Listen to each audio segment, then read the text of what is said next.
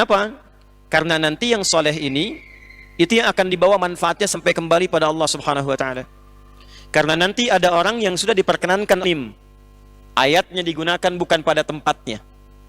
Dia hafal ayat, tapi ayat itu dia potong untuk memenuhi keinginan dunianya. Pakai gayung atau gelas? Gelas. Kalau mandi pakai gayung atau gelas? Gayung. Ada orang yang minumnya pakai gayung, mandinya pakai gelas. Sementara innaka mayyitun wa innahum mayyitun. Semua yang hidup di bumi termasuk engkau ya Muhammad sallallahu alaihi wasallam mayyit, akan wafat. Imam kita tadi membacakan surah Al-Anbiya setidaknya dari ayat 103 tadi sampai dengan 107-nya. Dua hal pokok yang penting kita ingat, karena salat berjamaah itu setiap ayat dan surah yang dibacakan oleh imam itu memberikan pesan-pesan tersendiri yang bahkan dibutuhkan oleh kita semua. Karena itu jadi imam itu tidak mudah. Sebelum salat nengok ke belakang, melihat siapa yang berada di barisan makmum, dilihat wajah-wajahnya. Nanti ada wajah-wajah yang terkait dengan panjang pendeknya surah. Jadi penampakan wajahnya itu ada yang wajah kulhu, ada yang wajah wadduha, ada yang wajah Al-Baqarah, ya. Maka dicari nanti surah-surah yang sekiranya mewakili kesanggupan makmum untuk mengikuti berjamaah. Nanti ada wajah yang transit, yang mungkin bukan bagian dari mukim. Jangan sampai imamnya memang baru lancar Al-Baqarah, makmumnya harus cepat naik kereta. Begitu dibacakan selesai ketinggalan kereta. Yang kedua itu nanti Allah bimbing surat apa yang dibacakan yang umumnya mewakili keadaan makmum. Kadang-kadang sudah disiapkan satu surah, di tengah-tengah takbir bisa berubah itu. Karena itulah pesan yang pertama, walaqad katabna fiz zaburi min ba'di dzikri annal arda yarithuha ibadiyas salihun. Ini kaidah dasar dalam kehidupan yang pertama. Ini bukan materi ya. Ini hanya mukaddimah untuk mengantarkan pada diskusi. Kaidah yang pertama, bumi ini kata Allah ditetapkan, dan cara menetapkannya itu menggunakan qad. Qad itu bisa berarti taukid, menguatkan, bisa berarti tahqiq, menjamin, bisa berarti takrib, mendekatkan. Yang mendekatkan itu bisa contohnya iqamah. Qad qamatis shalah, qad qamatis shalah. Artinya salat sudah dekat akan dimulai. Ayo siapkan diri kita untuk khusyuk. Nah, di sini Allah ingin tegaskan, kata Allah, demi keagunganku aku tegaskan, dan sifat kehidupan ini akan berlangsung dengan cepat dan dekat, bahwa kehidupan di bumi ini hanya akan bisa menjadi saksi manfaat sampai dengan pulang ke akhirat bagi hamba-hamba Allah yang saleh. Jadi ada pesan kepada kita dimanapun berpijak di bumi ini. Anda yang belajar di kampus, Anda yang bekerja, Anda yang masih di jalan, sepanjang berkehidupan di bumi, di tempat yang dipijak, maka banyaklah berbuat amal saleh. Jangan sampai ada satu tempat dipijak perbuatannya salah. Kenapa? Karena nanti yang soleh ini, itu yang akan dibawa manfaatnya sampai kembali pada Allah Subhanahu wa Ta'ala. Karena nanti ada orang yang sudah diperkenankan oleh Allah berkehidupan di bumi, tapi perilakunya tidak soleh. Sama padanan maknanya dengan Quran surah 35 Fatir ayat 32. Ada orang yang mendapat kesempatan dari Allah untuk menghafal Quran, tapi sayang hafalannya digunakan pada hal-hal yang tidak bahkan diperkenankan oleh Allah. Thumma awrathnal kitaba alladhina istafayna min ibadina. Ada hamba-hamba Allah yang diperkenankan untuk bisa dekat dengan Al-Quran. Maksudnya ada yang senang baca, senang mengkaji, senang menghafal. Cuma sayang nanti wa minhum zalimun li nafsi. Ada orang yang diberikan kesempatan bisa menghafal Quran tapi zalim. Ayatnya digunakan bukan pada tempatnya. Dia hafal ayat, tapi ayat itu dia potong untuk memenuhi keinginan dunianya. Dia gunakan ayat untuk mencari kepentingan dunia, itu zalim. Zalim itu menempatkan sesuatu bukan pada tempatnya, itu zalim. Zulmun. Tahu gayung? Halo, tahu gayung? Tahu. Gelas, tahu gelas? Ay, pami badai ngaleut ngangge gayung atau nepi gelas? Lah, ya itu bahasa Rusia pojokan tuh ya. Kalau mau minum pakai gayung atau gelas? Gelas. Kalau mandi pakai gayung atau gelas? Gayung. Ada orang yang minumnya pakai gayung, mandinya pakai gelas. Nah, itu menempatkan sesuatu bukan pada tempatnya. Orangnya disebut zalim, perbuatannya zulmun. Dia hafal qul huwallahu ahad, tapi dia mengatakan semua agama sama, menuju pada Tuhan yang sama, cuma caranya beda-beda. Itu zalim namanya. Jelas? Baik. Ada orang diberi kesempatan untuk hidup di bumi. Kehidupan di bumi ini sejatinya mengumpulkan bekal untuk pulang. Karena di sini nggak ada yang abadi. Sementara innaka mayyitun wa innahum mayyitun. Semua yang hidup di bumi termasuk engkau ya Muhammad sallallahu alaihi wasallam mayyit, akan wafat. Tuh, CM, calon meninggal. Saya, kita. Jadi meninggal itu bab yang mengantarkan pada kehidupan baru di akhirat. Itu yang sejati, yang abadi. Mau ke surga? Mau ke surga? Surga itu di dunia atau di akhirat? Nah, gerbang menuju surga itu meninggalkan dunia dulu. Makanya ketika meninggal dunia, itu perpindahan ke alam berikutnya, akhirat. Di akhirat itulah ada surga. Orang yang ingin ke surga artinya orang yang sudah siap menjalani kematian untuk meninggal dunia. Nah, ke surga itu kan butuh bekal. Anda ke pusdai saja butuh bekal, apalagi pengen ke surga.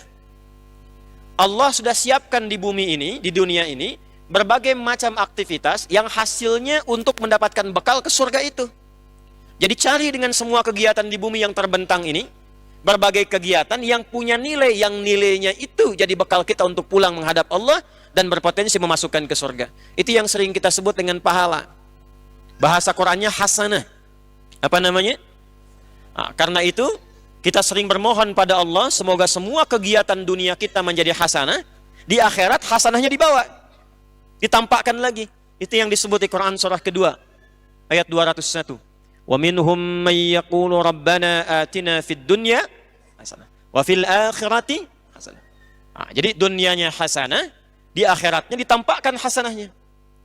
Nanti setiap kegiatan kalau jadi hasanah dituliskan pahalanya, 10 kebaikan, 700 kebaikan. Itu yang dimaksud Quran surah ke-6 ayat 160. Man jaa bil hasanati falahu 10 amsalha. Siapa yang mengerjakan perbuatan punya nilai hasanah, makannya bernilai hasanah, belajarnya bernilai hasanah, kerjanya bernilai hasanah, istrinya namanya hasanah, semua hasanah. Maka setiap dikerjakan punya nilai. Mau berpakaian, bismillahirrahmanirrahim, pakaiannya menutup aurat, kalimat bismillahirrahmanirrahimnya menjadikan perbuatan menggunakan pakaian itu berubah menjadi hasanah. Nah, nanti ya sebentar dipanggil tuh. Nanti kalimat hasanah itu yang melahirkan pahala, itu yang dituliskan di kitab. Itu yang dimaksud di Quran surah Al-Isra, Iqra kitabak kafa bi nafsika al-yawma 'alaika hasiba. Ini kitabmu baca. Nah, yang di kitab itu hasanahnya. Hasanahnya, apakah kebaikannya ada atau keburukannya pernah dikerjakan? Itu yang ikut pulang. Semua kegiatan yang bernilai hasanah itu disebut amalnya dengan amal solih. Pelakunya disebut dengan solih, jamaknya disebut dengan solihun. Jelas? Nah, ini yang kembali ke Al-Anbiya ayat 105 tadi. Walaqad katabna fiz zaburi min ba'di dzikri annal arda yarithuha ibadiyas salihun. Orang-orang yang mampu mengambil peluang, mendapat warisan, kesempatan dari Allah beraktivitas di bumi, orang-orang yang beraktivitasnya benar, itulah yang akan mendapatkan warisan kebaikan sampai dia pulang ke akhirat nanti. Jadi pesan pertama, jangan sampai sepulang dari sini atau bahkan di sini ada kegiatannya yang tidak punya nilai amal soleh. Itu rugi. Karena hanya akan mengendap menjadi dunia saja. Dan apa bedanya dengan yang belum beriman? Anda makan, yang belum beriman juga makan. Anda minum, yang belum beriman juga minum. Maka perbedaan iman kita mengantarkan semua perbuatan menjadi amal soleh. Itu satu. Jelas? Yang kedua, tadi di penutup rakaat yang keduanya, diberikan perintah kita oleh Allah Subhanahu wa ta'ala untuk semua tunduk patuh kepada Allah. Fahal antum muslimun? Apakah kalau sudah jelas keterangannya, jelas pemahamannya, paham apa yang dijelaskan kata Allah, sudahkah tiba waktunya bagi Anda semua untuk patuh kepada Allah Subhanahu wa ta'ala? Muslimun jamak dari kata muslim. Akarnya dari kata aslama yuslimu. Aslama itu tunduk patuh. Diperintahkan sholat, patuh. Diperintahkan baca Quran, patuh. Diminta untuk jujur, patuh. Jangan terpecah belah. Wa'tasimu bihablillahi jami'an wa la tafarraqu. Patuh. Jangan saling mencela, patuh. Jadi semua aktivitas dalam Islam, agamanya disebut apa? Islam. Dinnya itu Islam. Kenapa disebut Islam? Memberikan kesan kepada kita, kalau sudah masuk Islam mesti patuh pada ketentuannya. Orangnya Muslim, orang yang patuh, tunduk. Ketentuannya disebut dengan silmi. Jadi agamanya, dinnya Islam, pedomannya disebut dengan apa? Silmi. Quran surah kedua ayat 208. Ya ayyuhalladzina amanu dukhulu fis silmi kafa. Hai semua orang yang beriman yang sudah masuk Islam. Jadi kalau masuk Islam, masuk frame dinnya Quran surah ketiga ayat ke 18 sampai 19. Di ayat 19-nya, innad dina indallahil Islam. Itu Islamnya. Pokok ajarannya, ya ayyuhalladzina amanu, hai semua yang sudah masuk Islam dan beriman, udkhulu fis silmi kaf. Secara total. Jadi di Islam itu petunjuknya bukan cuma saat sholat, bukan. Dari takbir sampai tahiyat. Bangun tidur, ada petunjuknya. Nah itulah kafah namanya. Berpakaian, ada petunjuknya? Ada. Makan, ada doanya? Masuk masjid, ada aturannya? Ada. Kaki yang mana yang dilangkahkan? Kanan. Keluar kaki yang mana? Kalau ke toilet kaki yang mana? Ada doanya enggak? Nah saat baca doa itu, berubahlah aktivitas itu menjadi amal soleh. Orangnya disebut soleh. Jamaknya solihun. Jadi kita itu diminta patuh, jangan cuma berislam dalam ibadah ritual. Betul sholatnya Islam, tapi lisannya tidak Muslim. Makanya kata Allah, kalau sudah Islam, lisannya berkata yang baik. Jangan saling mencela, jangan saling menipu, jangan bikin hoax. Katakan yang baik-baik kalau tak mampu diam, kata Nabi. Sampai ke ujung kaki. Nah, kemudian diminta kita kalau bisa melakukan itu, fahal antum muslimun, kalau sudah jelas, sudah paham, pertahankan itu sampai wafat. Apakah kamu siap untuk tunduk patuh kepada Allah? Itu pertanyaan di rakaat kedua di penutupnya tadi. Siap insya Allah? Halo, siap? Nanti kalau itu bisa dilakukan, maka kita akan memperoleh balasan dari Allah, apresiasi namanya salam. Agamanya namanya apa tadi agamanya? Islam. Pedomannya apa? Silmi. Orangnya apa? Muslim. Hadiahnya apa? Salam. Salamnya ada di Quran surah ke-19 ayat 15. Wassalamun alaihi yauma wulida wa yauma yamutu wa yauma yub'atsu hayya. Salam itu tenang. Salam itu damai. Salam itu kebahagiaan. Salam itu puncak kesuksesan. Saya mau tanya begini. Sahabat-sahabat Nabi sebelum masuk Islam sifatnya apa? Jahiliyah kan? Coba setelah masuk Islam, berubah menjadi baik atau tidak? Kehidupannya makin tenang tidak? Makin sukses tidak? Perhatikan, tidak ada satupun sahabat yang masuk Islam kecuali semua sukses di bidangnya. Dan mereka semua bahagia. Coba lihat Abdurrahman bin Auf radhiyallahu taala anhu, Utsman bin Affan radhiyallahu taala anhu. Sukses jadi pengusaha. Hartanya banyak. Saya terakhir umrah itu sudah tegak wakaf hotelnya Utsman bin Affan radhiyallahu taala anhu. Beliau kan dulu mewakafkan sumur dengan kebun, dikonversi sekarang salah satunya menjadi hotel. Hasilnya infak atas nama Utsman bin Affan. Umar bin Khattab sukses. Amr bin As sukses. Bilal itu sukses. Kisahnya sampai sekarang abadi. Bandingkan dengan sebelum masuk Islam. Jadi Anda itu kalau sudah masuk Islam, seharusnya bahagia. Ada jembatan kesuksesan yang akan didapatkan. Harusnya lebih tenang. Bilal itu saking tenangnya, dicambuk berkali-kali, nyantai aja. Irtad, kata yang nyambuk. Ahad, kata Bilal. Irtad, ahad. Makin kencang suaranya. Makin kencang dicambuknya, makin kencang suaranya. Murtad kamu, ahad. Murtad, ahad. Bilal. Sekarang coba, apakah setelah berislam sampai sekarang, sudah merasakan ketenangan yang membahagiakan itu? Sudah sukses dalam beraktivitas? Kalau belum didapatkan sepenuhnya, boleh jadi satu, saat ini kita belum menjadi muslim yang kafah. Jangan-jangan saat sholat muslim, keluar dari situ pakaiannya ganti lagi, aurat kebuka lagi. Akhwat, ibu, ke masjid numpang pakai mukena aja, keluar pakai rok mini lagi. Halo? Maaf ya, maaf. Yang laki-laki sholat, tapi keluar dari sini riba lagi. Betul sholat, keluar dari sini bahkan ada yang tertukar sendal.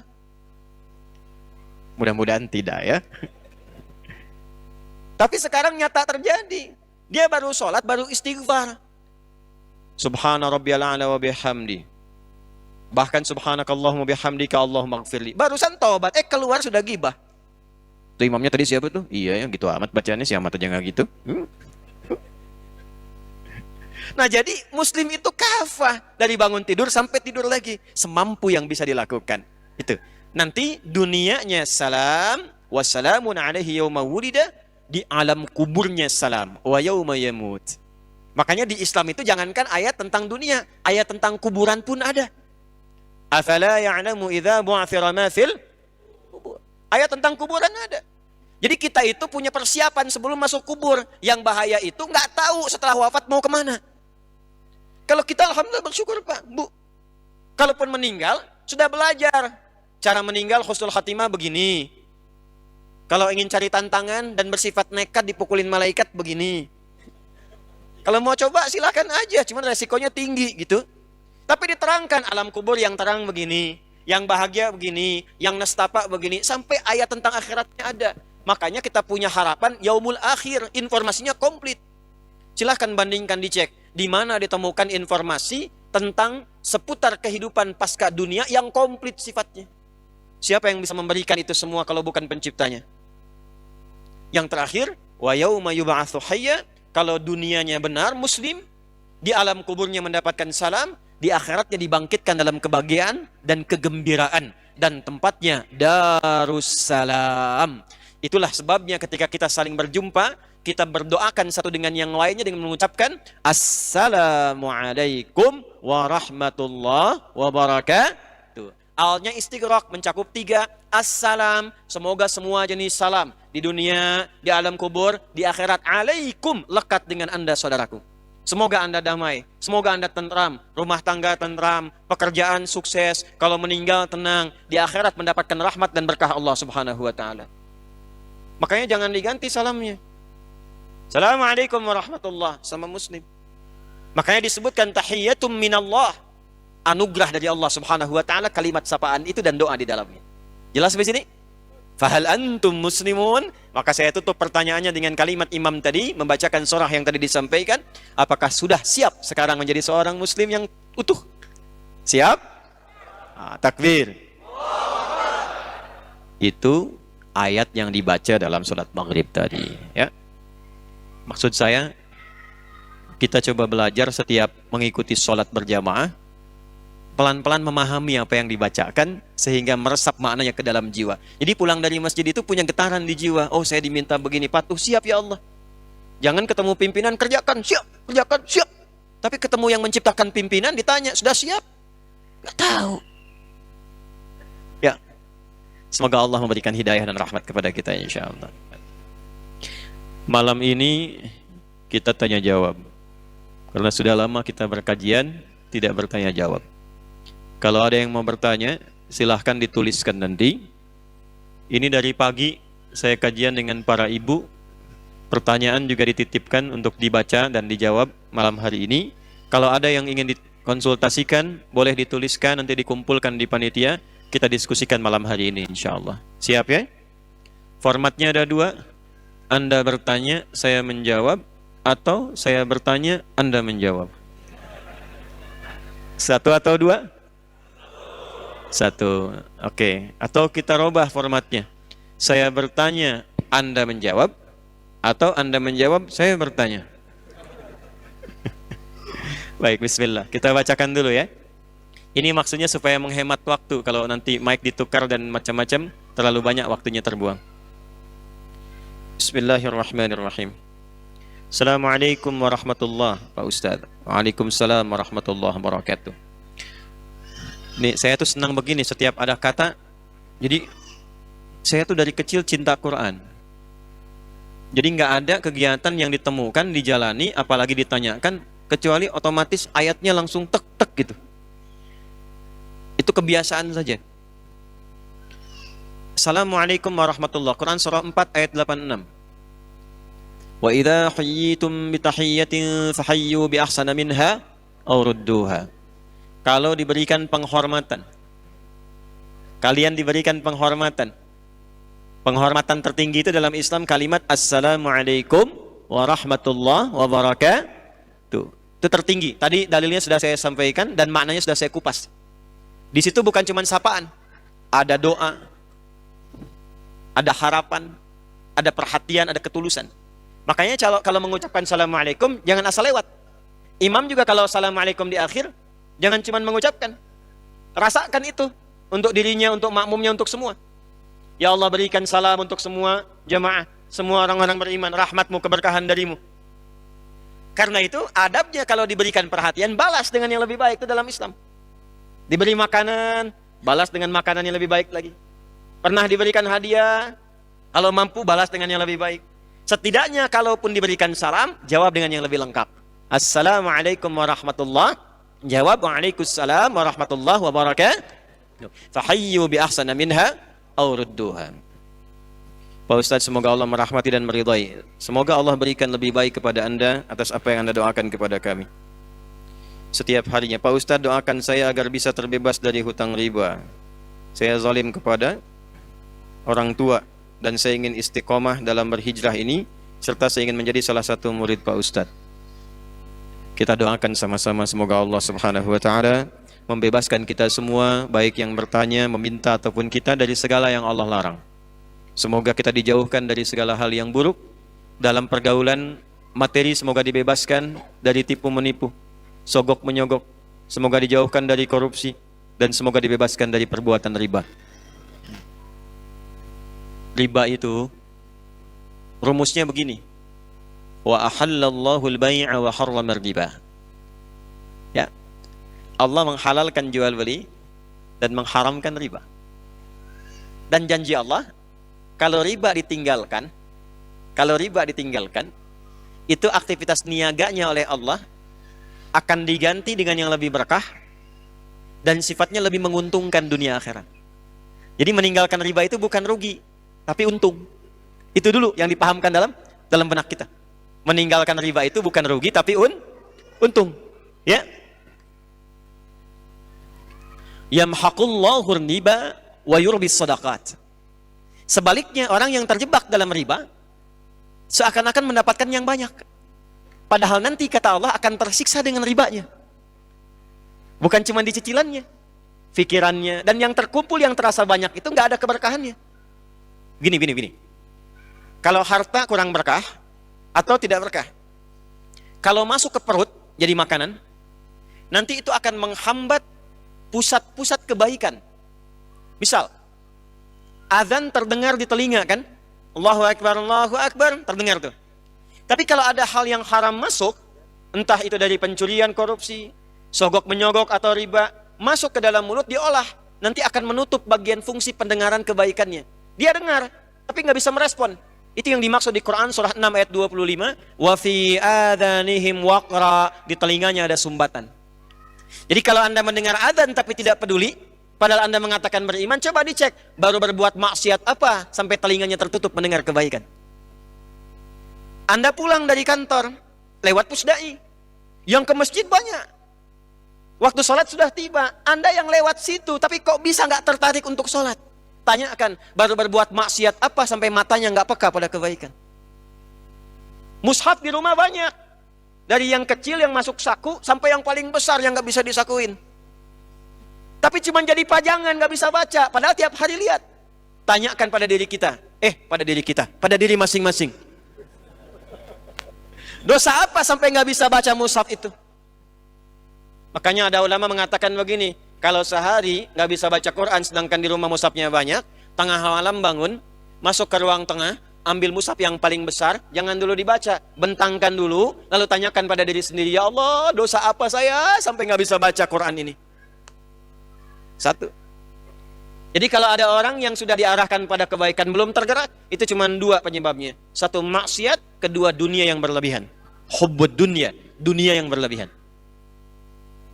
Yang kedua, kalau sudah masuk ke perut harta yang tidak halal itu, maka nanti akan menghijab kolbu, sehingga apa yang dimohonkan kepada Allah berupa kebaikan, terkadang tidak langsung sampai ke dalam kolbunya.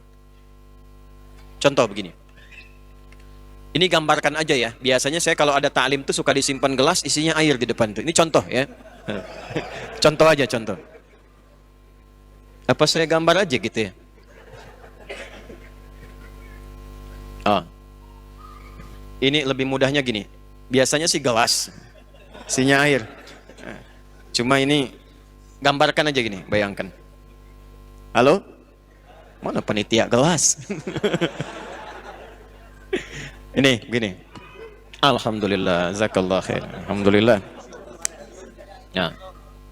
Nggak apa-apa mau isinya air bening, kopi, susu, nggak ada masalah. Ya, tanpa isi ya tawakal aja nasib. Nggak, memang saya meminta untuk yang tidak ada isinya. Lihat sini. Ini apa? Halo, ini apa? Baik, ada isinya. Tuh, tidak ada isinya ya. Diam, iya, diam. Lihat dulu. Kalau tidak ada isi, artinya mudah untuk diisi. Minta kopi, isi kopi. Airnya mana? Diairin. Minta susu, kasih susu. Minta air putih, kasih. Air bening, kasih. Apapun yang diminta, masuk karena kosong. Spidol, masuk. Apapun, masuk. Tapi kalau begini, nih, tutup nih. Minta kopi, masuk gak? Tidak, karena tertutup. Semakin keras penutupnya, ini kertas nih. Tapi kalau ditutup misalnya, pakai benda yang lebih keras. Ini kalau kita masukkan air, jadi lebih halus, terbuka ada lubangnya, masuk airnya. Masih tipis sekatnya. Tapi kalau sekat penutupnya keras, dimasukkan apapun susah. Nah, sifat doa itu kalau dimintakan, itu sifat dasarnya dikabulkan. Dalilnya Al-Baqarah ayat 186. Wa idza sa'alaka 'ibadi 'anni fa inni qarib ujibu da'watad da'i idza da'an. Dalil yang lain, wa qala rabbukum ud'uni astajib lakum. Jadi doa itu kalau diminta, sifatnya diminta itu pasti dikabul. Kalau dimintakan pasti dikabulkan. Baik itu seketika saat diminta, kalau memang yang diminta itu kebutuhan kita, maslahatnya dunia akhirat. Atau ditunda sampai kita memang sanggup menjalani apa yang diminta itu. Antum punya anak 5 tahun, minta diberikan motor, dikasih nggak? Tapi antum punya kemampuan, hartanya ada, cuman kan anaknya belum siap. Saat dia siap, baru diberikan. Maka anda katakan, nanti nak ya, nih uangnya sudah ada, simpan dulu, begitu kamu sanggup, bisa, baru papa belikan. Sekarang motor-motoran aja dulu. Kadang kan ngambek dulu kan, nggak mau papa, nggak mau, pengen motor beneran gitu kan. Pengen yang kayak si fulan, saya nggak sebut nama supaya tidak endorse. Ya? Maka diberikanlah motor-motoran mereknya si fulan. Awalnya nggak nyaman, tapi menikmati. Tapi terkadang nggak sadar setelah 17 tahun, bapaknya berikan motor, ternyata itu permintaan dia waktu 5 tahun lalu. Saat usianya 5 tahun. Tapi dia nggak sadar bahwa itu permintaan dia yang dulu. Kadang-kadang doa itu begitu. Anda minta sekarang, tapi Allah lihat Anda belum siap. Ya Allah, anugerahkan aku motor, ya Allah, aku sudah berusaha. Sepeda dulu aja. Kalau nanti kamu dikasih motor, kamu riak.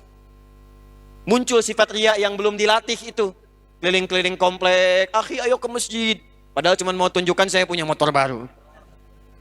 Nggak kerasa. Ketika sudah siap, baru diberikan. Ada yang ketiga, Allah mengganti apa yang diinginkan dengan memberi apa yang dibutuhkan. Anda punya anak sakit, bawa ke dokter. Kata dokter, ini kalau makan buah nggak boleh makan apel. Yang bagus jeruk. Pulang dari rumah sakit, anak Anda minta, lihat tukang buah, mama mau apel, mama mau apel. Ini aja nak jeruk. Nggak mau apel, nggak mau apel. Ini aja deh, jeruk rasa apel. Kasih. Diberikan yang lebih baik, yang sesuai dengan kebutuhan. Doa pengen ke ITB, lulusnya ujian di Unpad. Doa pengen ke Unpad, lulus ujiannya misalnya di UI. Doa pengen ke UI, lulusnya di IAIN. Bisa terjadi. Kita tidak tahu apa yang terjadi di masa depan. Saya dulu pengen satu kampus yang A karena saya pernah ikut daurah di dalamnya. Sebelum lulus di pesantren. Pengennya ke Madinah, lulusnya ke Libya. Tapi ternyata di Libya itu mazhabnya mazhab Imam Malik. Imam pertama, Imam Darul Hijrah yang memang berlaku di Madinah. Setelah itu jalan ke Mesir, mazhabnya Syafi'i. Belajar tafsir dari Syekh Muhammad Sayyid Tantawi. Dari situ berangkat kemudian ke Mekah. Tugas haji, tenaga musiman. Mampir ke Ummul Qura, belajar. Mampir ke Madinah, dapat Hambali. Pulang lagi ketemu yang Asia Selatan, Pakistan, India, Bangladesh, IPB, India, Pakistan, Bangladesh. Ya. Cina, mazhabnya Hanafi. Jadi kita harap-harap ke satu tempat, kata Allah jangan dulu ke sini, lewat sini dulu. Karena engkau pulang akan menghadapi masyarakat yang bukan bermazhab 1-2. Mungkin di tempat A mazhabnya Hambali. Kunutnya tidak pakai kecuali nazilah. Tempat B, Syafi'i, kunutnya keras, jahar. Tempat C, Hanafi nggak pakai kunut. Kamu akan pulang yang semuanya ada. Yang kunut ada. Yang tidak kunut ada. Yang nggak subuhan pun ada. Harus lengkap. Kadang-kadang pengennya A, Allah berikan B. Mengganti apa yang diinginkan dengan apa yang kita butuhkan. Tapi ada orang yang dikasih nggak masuk, bukan nggak dikabulkan. Jadi Allah sudah kabulkan kasih tapi mental. Kenapa? Karena cawan hatinya tertutup begini. Ini yang dimaksud hadis Nabi. Thumma dzakara ar-rajula yutilu as-safara ash'atha aghbara yamuddu yadayhi ila as-sama' fayaqulu ya Rabb. Faqala Rasulullah sallallahu alaihi wasallam anna yustajabu lidzalika mat'amuhu haram, mashrabuhu haram, malbasuhu haram wa ghudhiya biharam. Ada seorang menempuh perjalanan panjang, safar. Orang yang safar doanya mustajab. Orang yang safar doanya apa? Tapi syaratnya safar untuk kebaikan. Lebih bagus lagi untuk ibadah. Umrah. Bu. Ya. Saya di Sumatera, Bu, yo. Ini ya. Ibu kalau mau umrah, jangan banyak bikin status, banyak berdoa. Antum yang ikhwan juga sama.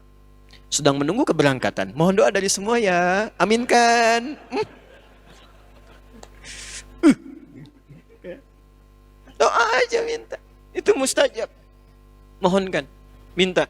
Apalagi sudah sampai di tempatnya. Saya kadang-kadang kesel gitu. Kesel kok kadang-kadang gitu ya.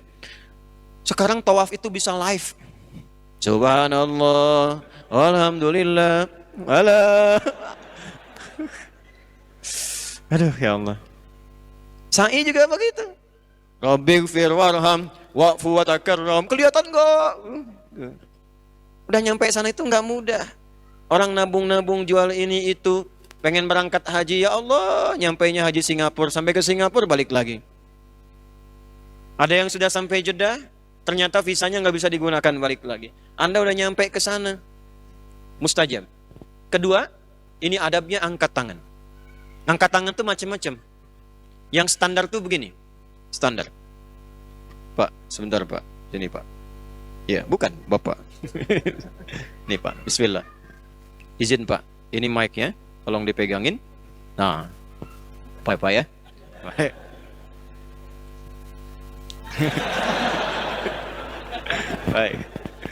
Baik ya, lihat sini.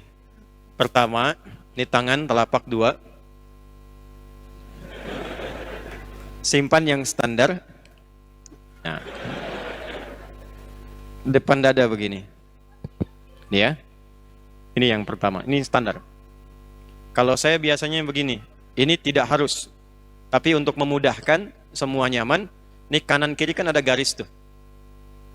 Ya, ini nggak ada kaitan dengan garis nasib, garis masa depan, nggak ada. Garis DNA-nya ada di sini. Ya. Satukan nih, Satukan. Kalau udah nyambung gini pasti kanan kiri sama semua. Tuh. Sama semua, nggak akan ada yang beda. Tekan di sini. Ini satu. Nanti semakin tinggi persoalan semakin mengangkat. Makanya istisqa itu begini ke atas. Makin angkat.